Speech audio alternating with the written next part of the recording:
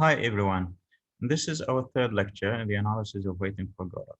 The last lecture we have been talking about Vladimir Instagram and the entrance of Poison Lucky, and we saw many events that happened which showed the character of Podzone, what kind of person he is, and we also have seen the puzzlement of Estragan and Vladimir over the character of Lucky and why he behaves the way he does and why he accepts the kind of the humiliation that he is subjected to by Pozzo.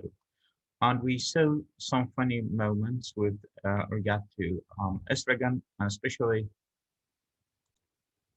his um, inquiry of Pozzo whether he wants the bones of the chicken that he has eaten or not. And also, finally, so he was asking Pozzo whether he wanted to replace him or not, whether when he said that he is intending to go to the fair in order to sell Lucky.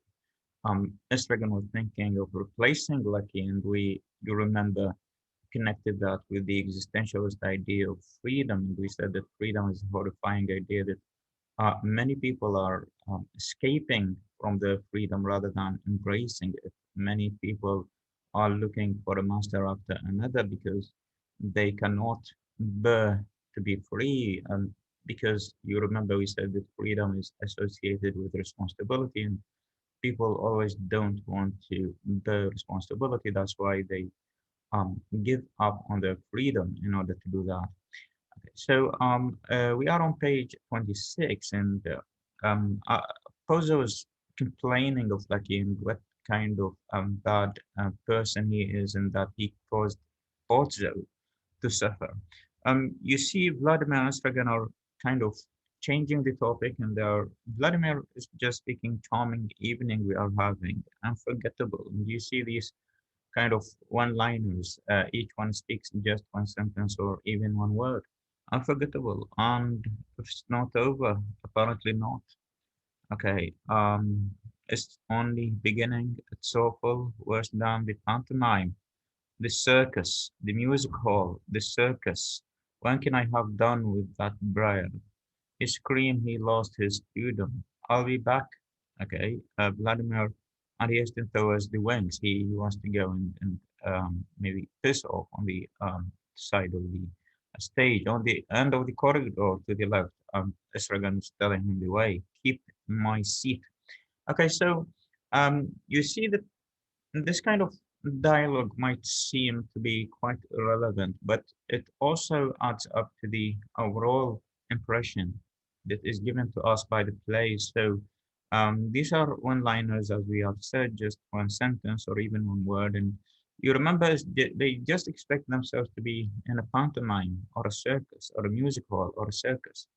Okay, and then Vladimir says, "Keep my seat." So they kind of imagine themselves to be in the theater. Like this is kind of self-conscious theatricality or meta theater that we have talked about. Like when characters in the play are referring to themselves as characters in the play, they don't see themselves as a kind of real people that are um, acting as people in reality, but rather as just people on a stage. That's why he says to him, "Keep my seat." Okay, so they're not just actors; they also act as audiences. Okay, and Pozo saying, "I've lost my cap in Peterson, and he'll be the death of me." Is again, you didn't see by any chance. Oh, he's gone. Okay, without saying goodbye. How could he? He might have waited. He's speaking about Vladimir because Vladimir kind of has left. Okay, so Pozo's kind of blaming Vladimir for not having said goodbye. Okay, he would have burst. Oh well, then of course in that case. Come here, Estragon. For what? We'll see what Pozo, what uh you want me to get up quick, and he gets up. Okay, I'll say it's over. And Vladimir enters. Okay, okay. Pozo, he's not pleased. He's speaking about Vladimir and his behavior, his kind of violent behavior towards Lucky. Okay, and Estragon says to him, "You missed a treat." Okay. Well, it's pity. It's a shame that you missed the treat. Okay, subsidize. Indeed, all subsidize. A great calm descends. Listen, plan, sleep. Okay.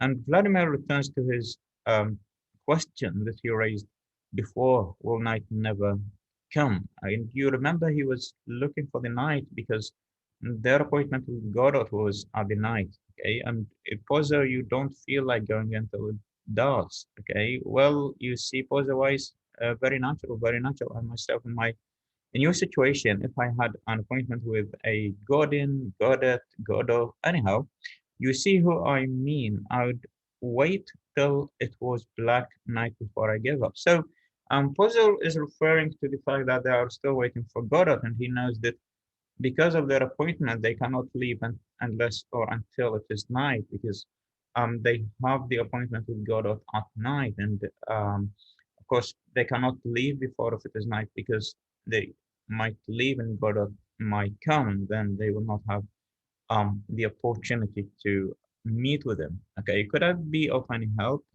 He's asking Pozo, could I help you? And Pozo says to him, yes, if you like ask me to sit down, and Istagan ask him to sit down. It's kind of absurd, it's kind of farcical. Okay, so these kind of behaviors are not very much rational. Okay, so you need help of somebody so that he just says to you, sit down. So you need somebody to say to you, sit down, in order that you sit down. Okay. Here we go. Be seated, sir. I beg of you. No, no, I couldn't think of it. Okay, and that Proza at the beginning refuses, and then by the end, he kind of accepts and he sits down. Okay. Down it again. Okay, thank you, dear fellow, but I must really be getting along if I am to observe my schedule. So I was just saying to them like I have to leave because I have a schedule. I have to like arrive to my destination at a certain time. So I have to leave if I have to keep my schedule. And Vladimir is saying time has stopped. Like it seems like for everyone else, time is moving, and we see that Pozo is very much um, concerned with the time. And you remember, it just reminds me with the character of Ben in Death of Sesman, who always gets his watch out of his like pocket and looks at it, and he says, "I have just 5 minutes to go," and so on. And so Boza's always also doing the same thing, taking his watch out of his pocket, and he is quite concerned with time. So for everyone else, time is moving, time is passing, but just for Vladimir Masragan, time has stopped. Okay, and later on, as we said, we are going to speak about time, the significance of time, because you remember time is um, connected to a very important theme in the play, which is the theme of waiting. Okay, don't believe it, sir. Don't believe it. Whatever you like. Okay. And this again, everything seems black to him today. So Pozo's like complains of the cynicism of Vladimir. Okay, and Istragan justifies that, and he says like he's quite negative today. He sees everything like negative. Okay, and so also except for the firmament, okay, so it's not only the sky which is not black to him, but I see it is you're not from these parts, from not this part of the country. Okay, so I tell you, and I can't refuse you a little attention if you please. So this is also kind of theatricality, and you have seen many instances of that. You have seen Pozzo when he was um, about to speak, and he was asking if everyone is ready and if everyone is listening and so on. And you remember we said that Pozzo acts as if he's an actor on stage. Okay, so he considers Vladimir and Lansbergen to be his audiences, and so he is asking for their attention. Now he is repeating the request, a little attention, if you please. So, as if he's an actor, and an actor cannot be an actor without an audience. Okay, so he needs the audience and he needs the attention of the audience. And also, on the part of Vladimir Asragan, you see how they are acting theatrically, like they're self-consciously acting. They are saying to us not that they are real and they represent reality, but rather they are saying to us we are theater. Okay, so just don't believe what you see. Okay, so this is quite similar to, you remember, Othello, and we spoke about the theatricality, about self-conscious theatricality of some characters, like with Iago and so on. And you remember the idea of the play within play. Okay, so here we have just the same thing. So we have Waiting for Godot, which is the larger play that is written by Simon Beckett, and we have a smaller play that Pozo is trying to write and direct. Okay, and he wants to be the sole actor in that. Um, and you remember we said like meta theater is kind of theater that does not like attract attention to reality. And it's not saying that we are representing reality, but rather they are saying that we are theater. Okay, so just don't be deceived by us. So it's kind of the same ideas that we saw in Shakespeare, and now it's kind of repeated in Waiting for Godot. Okay, so they are Posers is, as we said, is kind of speaking like that, and okay, and he's speaking about the whip, and he takes the whip from. He is ordering Lucky to bring him the whip. He just sees the whip, and then he says, "Okay, I want out the whip." So like it's old. What was I saying? And Vladimir says, "Let's go." But take the weight of your feet. I tell you, you'll catch your death through. Okay, what's your name? He's saying to, is asking this dragon. And this dragon says Adam. And this is significant because you remember last lecture I spoke about that and said, like, Estragon and Vladimir is kind of everyman. They are universal. Okay, so they don't stand for specific people, but rather they stand for mankind. Like the idea of waiting, of the act of waiting, is an act that every one of us is doing. Like it's not Vladimir and Estragon are waiting, but every one of us, every human being is waiting. So when he says Adam is like he's this kind of every human being, and like always the word Adam is used as a symbol for humanity, for human beings. Okay, so this is very significant when he says that his name is Adam. Okay, so and you see, Pozo also engages in some speech. Yes, the night, but a little more attentive for his sake. Otherwise, you will never get anywhere. Okay, so he still wants to speak, and you see along his speech, the sentences are not like very clear, and like um, he is saying that um, to them that he needs their attention. Okay, so again, the same theme, like the same idea that he wants to act, and he is needing the attention of other people in order to be able to act. Okay, so he goes on, and okay, so well, Estragon, so long as one knows one can hide one's time, one knows what to expect, no further need to worry. Simply wait, we are used to it.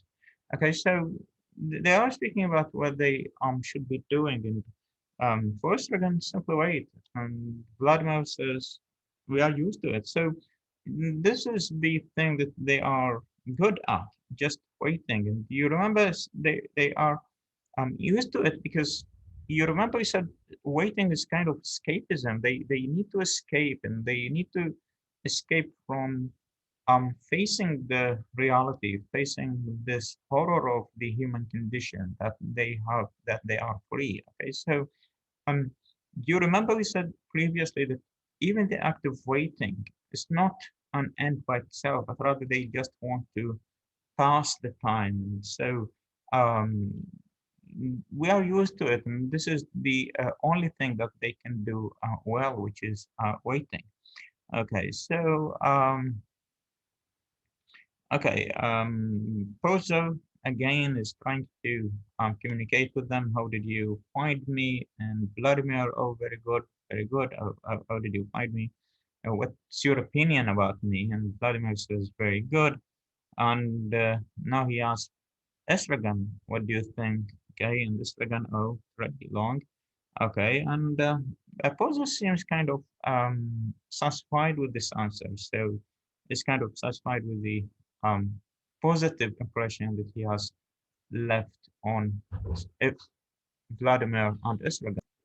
Okay, so Vladimir and Estragon, as we said, continue in their conversation with Pozzo, and they go on and on and on. Okay, so Pozzo, as we said, seems very impressed by that, and just a 20 teeny, very little bit. I thought was intentional. Okay, you see, my memory is defective. In the meantime, nothing happens. Okay, you find it tedious somewhat. Okay, and you, sir, are better entertained, and gentlemen, you have been civil to me. So he says to them, you have been good to me. Okay, not at all. What an idea. Yes, you have been correct. So that I ask myself, is there anything he is asking them? Is there anything I can do in my time for these honest fellows who are having such a dull time?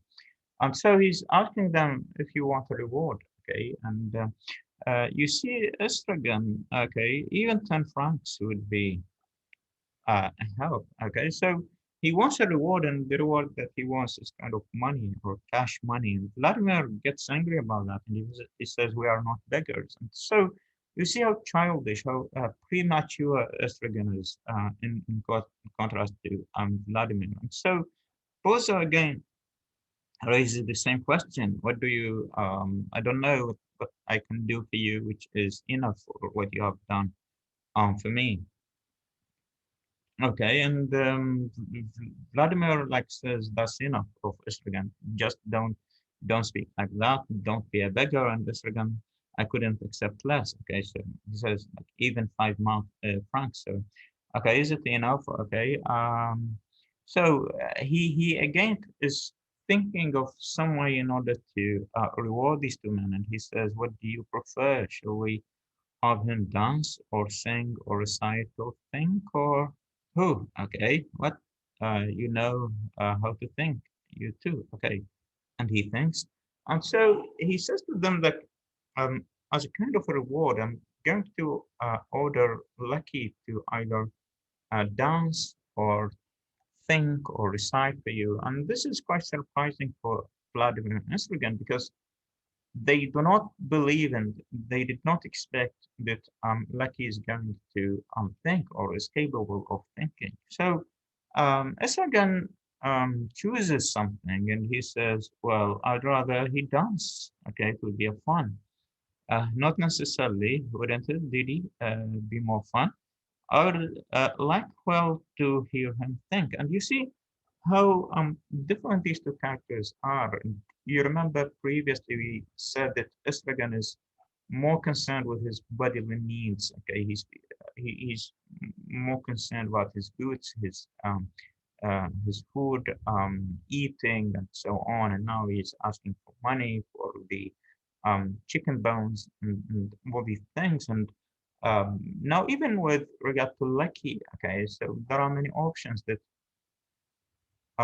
Pozzo is offering, and we see that among dancing and thinking, we see that Estrogen chooses dancing, which is quite a bodily like activity, while Vladimir is much more concerned with abstract ideas, with thinking, and that's why he prefers to hear Lucky thing. Okay, so Pozzo is offering them, and he says to them, yes, he was capable of thinking, he was capable of saying beautiful things. And do you remember he said that he used to be a poet or philosopher, and Pozzo says that I've learned too many beautiful things from Lucky. So Lucky used to be a quite different person than the one he is now. Okay. So they kind of at the beginning they ask him to dance, and Pozzo gives him this order. He refused once, he says, and you cannot refuse all the time. He just did it once. Okay, and dance. Missouri and Lucky puts down the bags and basket, advances towards the front of the stage, turns to Pozzo, Lucky dances, and he stops. Okay, you see how robotic he is. It's just like you are a moving a robot with a remote controller. Okay, so is that it? That all? Springer is asking. And Poser says yes. That's all. Okay, so now they go to the other option. Okay, which is that he is going to think. Okay, so they speak about many things about um, like about Lucky, about his history, like he used to think, he used to dance, and so on. Okay, so well, um, they just speak about that, and it seems like Pozo is saying to them, okay, um,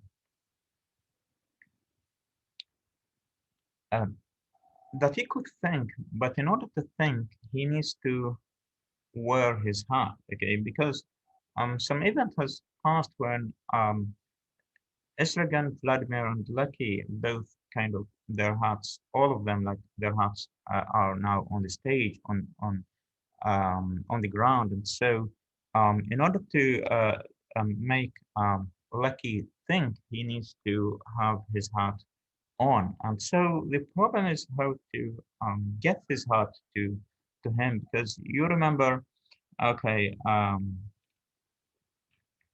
okay.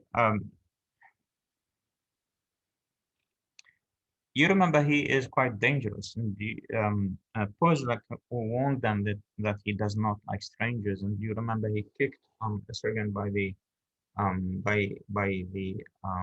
leg, and he is quite unpredictable for them, and so they quite are afraid of going close to him, and in order to give him his hat. So they want to like throw the hat in front of him so that he will pick it up, okay, and like wear it.